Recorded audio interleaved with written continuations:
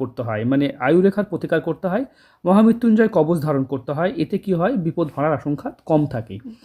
এইখানে যে গ্যাপটা দেখতে পাচ্ছেন, এই যে আয়ুরেখার মধ্যে গ্যাপ, স্বাধীন চেতা মানুষের, স্বাধীন একদম থাকতে পছন্দ করেন।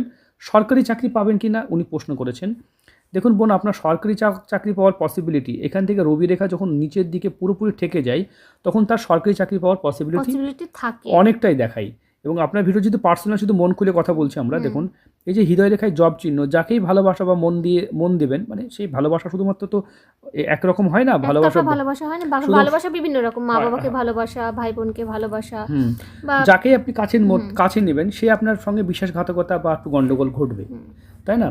আর এই রেখাটা, এটা হচ্ছে শনির আড়াআড়ি রেখা। এটা কিন্তু জীবনে বাধা এনে দেয়। মানে আপনাকে ধরেন আপনি যে সেক্টরে হয়তো কাজ করছেন সেই সেক্টর থেকে প্রমোশন পাওয়া না, মানে সেই স্থানেই আছেন, সেলসে আছেন, আপনি সেলসে কাজ করতে গেলেন, দেখা গেল যে আপনি